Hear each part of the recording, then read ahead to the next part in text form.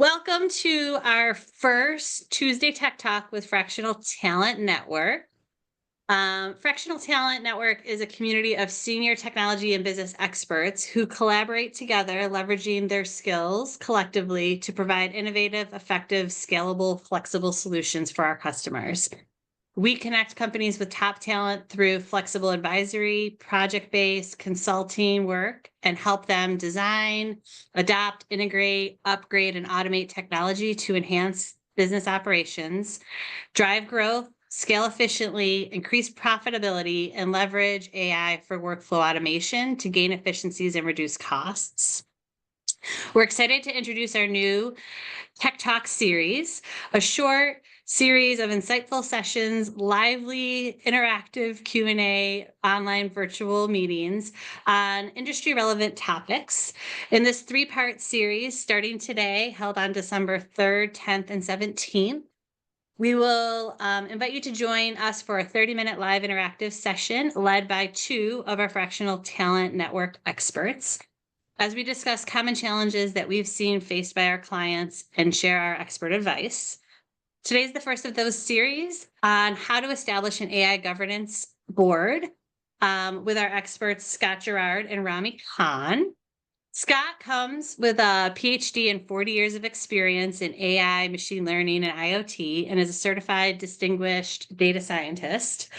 With his deep expertise in data science, AI, ML, and IoT, including eldercare, Watson Health, and Watson Financial Services. And Rami thrives at that intersection of cybersecurity and risk management, helping companies navigate today's digital landscape. He's passionate about responsible AI and its implications for security and data privacy practices.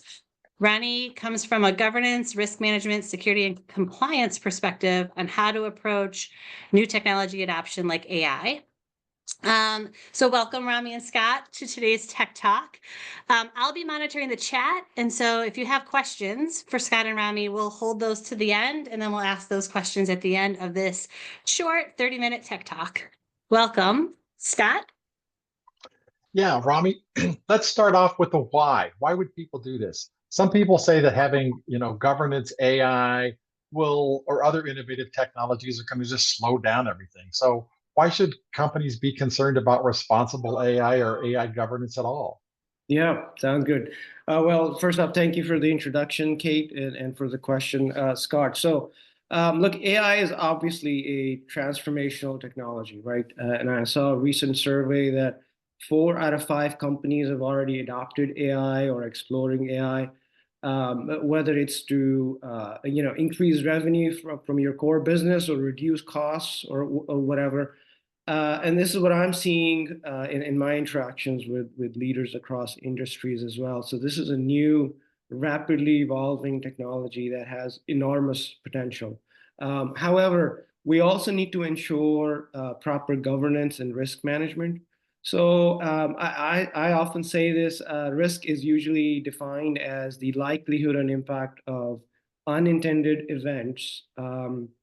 That's more of a quantitative definition, right? So I like to look at it from a qualitative perspective, and for me, risk is anything that can knock you off course, right? So if you have a strategy in a direction, anything that can knock you off is a risk in my eyes. So the example I like to give is if you're trying to get somewhere on time and you're driving there, you can't just have a mindset that you're going to drive fast and then make up for any lost time, right? That's dangerous. So what you really need to do is have identified your destination. You need to map your route. You need to kind of have a reliable car for that matter. And you may still have to adapt for situations that arise on the way. So this is kind of how I encourage companies and leaders to look at risk and governance. So in the same way with AI, for example, if we don't put the right governance and risk controls, you're likely losing value that you could otherwise get from the technology, right? So I saw a recent IBM survey that data privacy and trust and transparency are some of the biggest inhibitors for generative AI. And what happens is companies get stuck in these challenges and gaps and risks. and they never can go past the experimentation phase, right? So it's critical really to understand these risks and gaps from the get-go and put in the right controls. And I think purpose-driven companies really do care a lot about this, and the well-being of employees and customers and the communities around us, which I think in terms of AI is a lot of that is at stake here. So hopefully that answers the question. Let me maybe ask you a question, Scott, before we dive a little bit deeper into the governance board and things like that. Maybe just to level set with the audience, there are a lot of different terms that get thrown around related to AI. And so can you help us understand them a little bit better? So just so we have the, ground set for that. Sure. This was actually one of my initial concerns about the whole area. There were so many terms that I didn't understand what they all meant. But after digging around, I'm hoping that I can lay out at least a few of these terms to let you know that you don't need to be confused about this stuff. And at the highest level, there's basically three terms that I think are essentially synonymous. There are little differences, but if you're talking about one of these and someone else is talking about the other, you're basically talking about the same thing. And those three topics are: one, what is responsible AI? Well, that's focusing on the team and the process that created the AI model. Trustworthy AI is really more focused, I think, on the model itself. And ethical AI is really more focused on the impact that that AI model will have on either its users or on society as a whole or some other groups. But responsible, trustworthy, and ethical are all basically the same idea. They do have a little bit different focus, and some people like to focus on one area more than the other. But if one person is talking about one and another's talking about another, you're basically talking about the same thing. So don't get confused by all these terms. And unfortunately, as you go deeper into this whole trustworthy space, I like the term trustworthy myself. I like to focus on the model itself. But as you go deeper into this, there's going to be a lot more other terms that you're going to need to focus on as well. So for what it's worth, that's hopefully will give you some points of reference on how to attack this problem.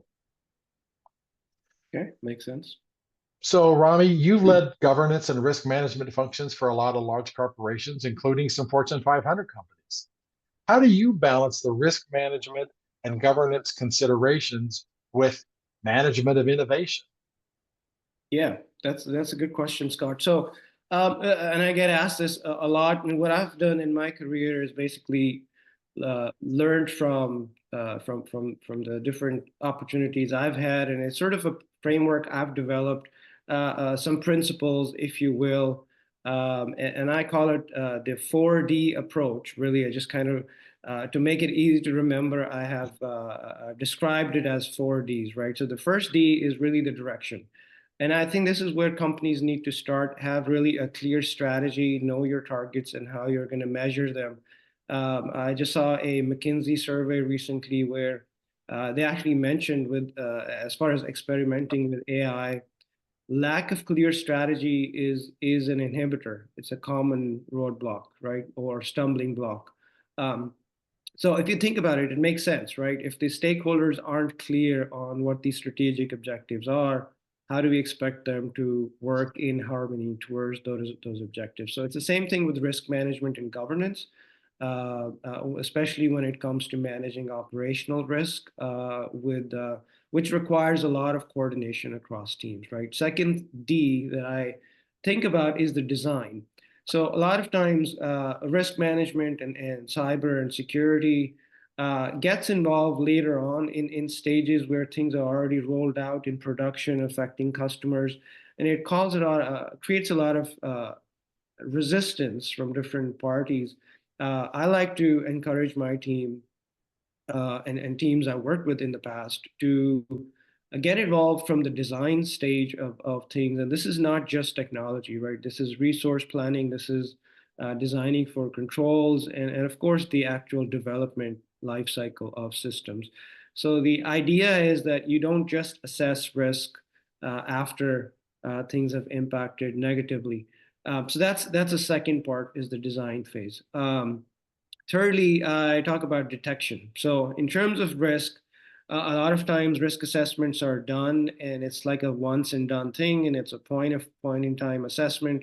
But I think it's very important for us to build in monitoring and evaluation controls, so that we can avoid unnecessary drift from our expected controls.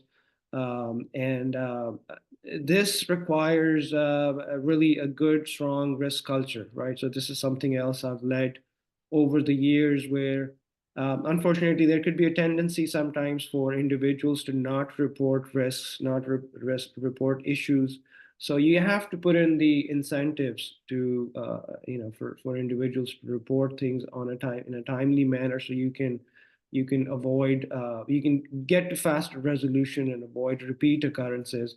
And finally, the decision-making process is the final D, which, thinking about all the data and information that you gather from the previous things I mentioned.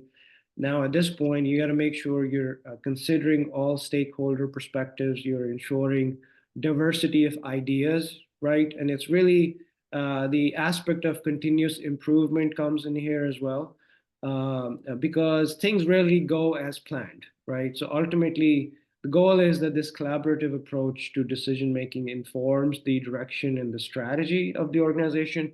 So it kind of forms a cycle. So a little shameless plug here, if anyone in the audience needs any help with any of the 4Ds, the direction, designing of controls and systems, detection, monitoring, as well as the decision governance, reach out to Fractional Talent, reach out to us, and we can certainly help if you feel like you don't have the internal resources or the expertise to do this.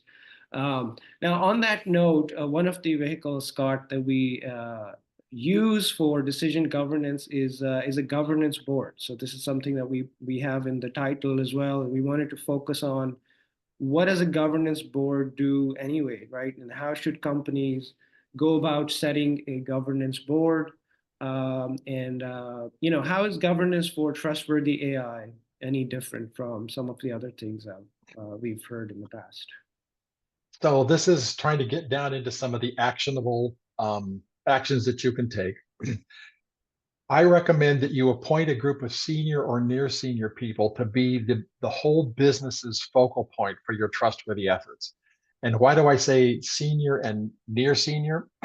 I think there's a lot of encouragement, almost management style encouragement of the people around you, and some political savvy to know how to talk to people so that they don't get mad. But that's the kind of people that you want on this board.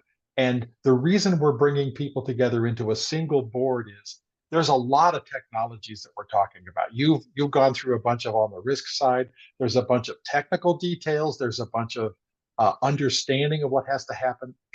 And rather than trying to train the whole organization to do this, bring it into a single board and let them be the the focal point for all this stuff that's going on. So let's assume that you've got your board set up. What does that board need to do? Well, the first thing they need to do is I would recommend that you divide up the various components of this strategy and assign them to an individual person on the board. So that one person is going to be the tip of the spear for your business's understanding of what's going on in that particular topic area. But you also want the board working together and they know how to play off of each other and also to educate each other. But so the team needs to dive in to the specific topics and educate themselves. There's a lot of education that needs to happen, and it's amazing how few people actually have those right now. I would also suggest that they draft the AI policies for your business. Of course, it needs to get approved by whoever, perhaps the CEO, perhaps the board itself. What will this business allow to be done, and what will they disallow to use? How is their policies for Gen AI going to be? How do they approach that stuff? But they also need to do education as part of this whole process, and they need to educate many of the different groups in the organization. Now, from the technology point of view, there's a lot of education that the AI developers need. Most of them are focused on just being correct, and most of them don't have training in being trustworthy. So you certainly need to develop and encourage the AI developers, but you also need to educate the executives. What should they really be expecting? They can't view this as a black box that they gave to some team and they no longer understand what's going on. The executives and the managers need to understand some of these principles. The operations team needs to understand what's going to go on. Sales and marketing, customer support. You really need to think about educating many different groups in the organization on what AI means and what it's going to mean for their organization. So it's going to have to be adapted. But I think that's a key responsibility of the governance board. And then finally, kind of coming back to the developers, I think they are the ones who are your business's trustworthy AI experts. And as part of their job, I think they should be reviewing all of the business's AI projects. So typically you want a review at the project start. Is this the right kind of project we even want to be considering? Should we even be wasting time on this? And then also at the project end, how did it turn out? Are we still being trustworthy? And then possibly at one or more of the project midpoints. I actually was on a board, not so much focused on trustworthy, this was many years ago, but focused on, is this project enhancement good for the business? Does it fit within the rest of the business? But this is the opportunity for the experts on the board to help encourage and train the developers on what they need to be doing. And so if they come in and say, you don't have anything in terms of privacy, you don't want to beat them up on the spot. What you do is you say, hey, let's set up a meeting on the side and we'll talk through some of these issues. And that's where the education comes in. And that's why I think the senior or near senior people are the ones you want, because you need this encouragement, mentoring kind of facility going on. Awesome. So Rami, another question that people sometimes ask is, we already have security teams, we have risk teams. So what's so different about AI risks? Why do we need external help in doing these things the right way? Yeah. Yeah, no, that's great. And just on the board piece that you mentioned, risk and security definitely need to be at the table. And so I agree that we have to manage the operational cyber risks just like we do for any other technology. But the reality is that AI poses some additional risks that are new to AI, right? So for example, you have ethical considerations with the decisions that AI might make, right? Especially if it concerns human factor, for example, medical field or even financial aspects. So finally, also the another area is because AI is so dynamic and it's always evolving.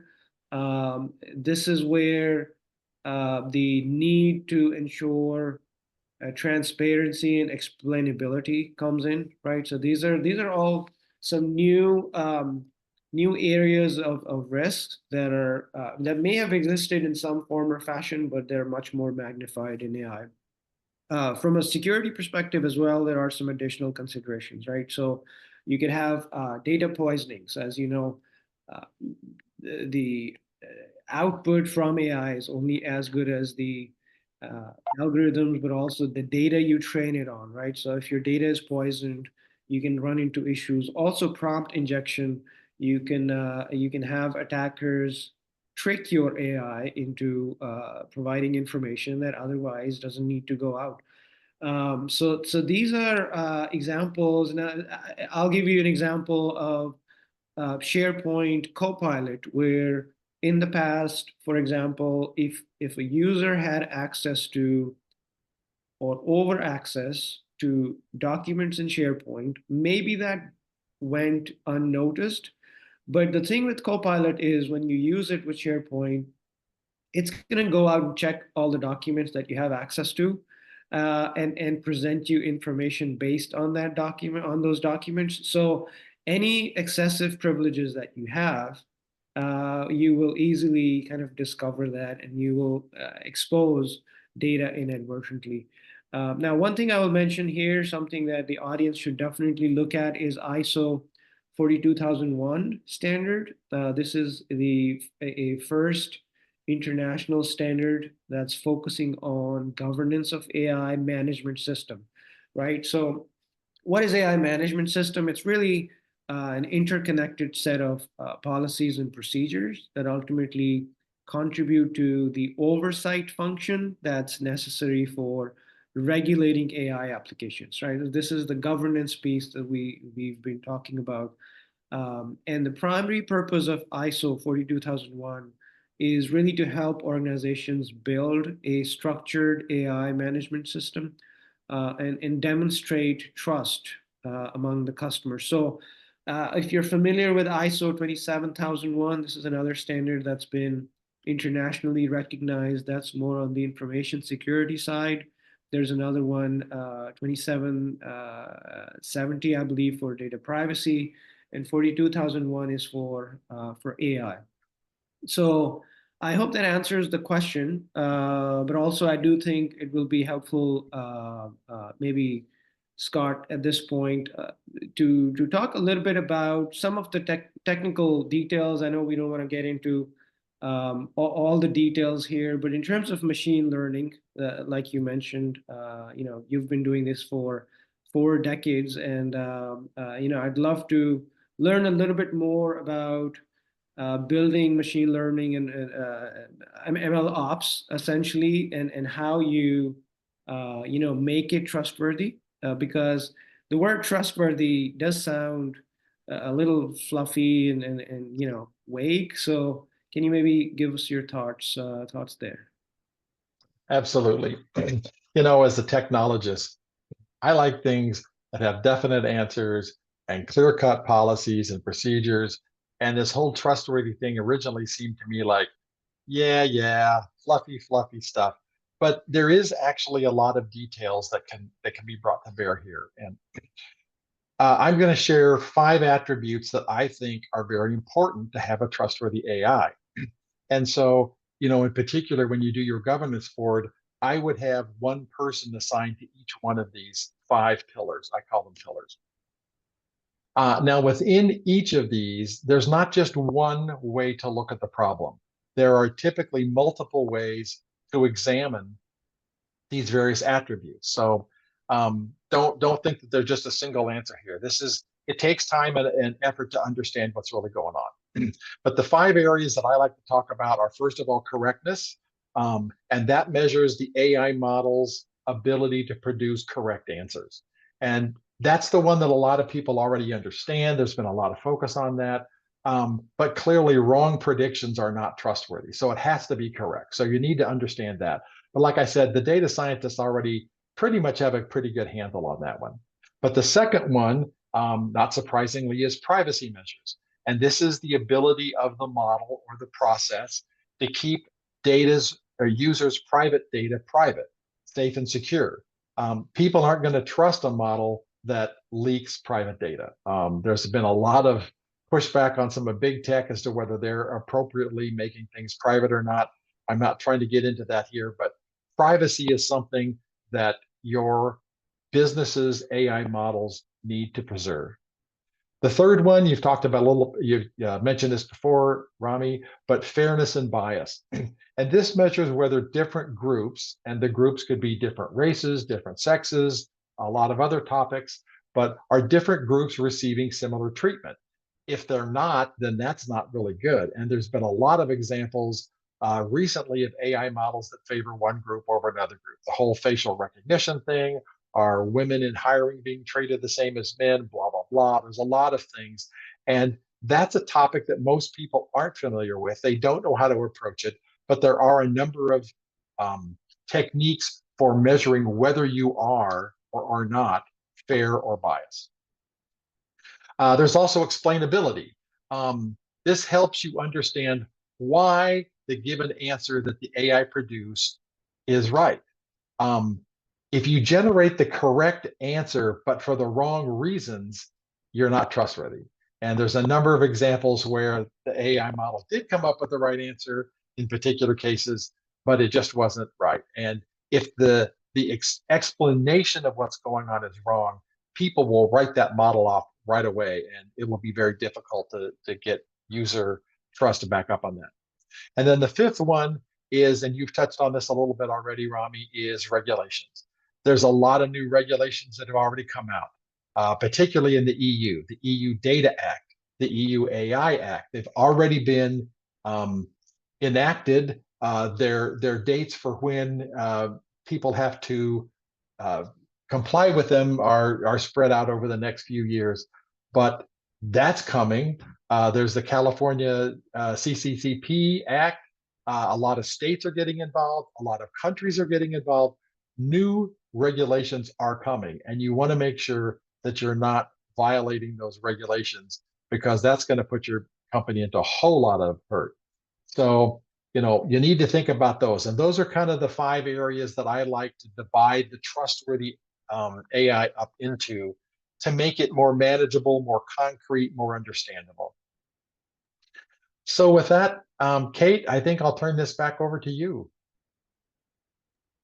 Perfect. Great. Thank you, Rami and Scott. This was a good, I think, higher level overview of trustworthy AI, the importance of a governance board, the thought process behind security and risk in implicating AI. I think it posed a lot of good questions. Hopefully people in the audience, before we get to your questions, this resonates with you. These are similar challenges or questions that you're thinking of within your organization of, how does my company successfully, safely, responsibly adopt and use AI?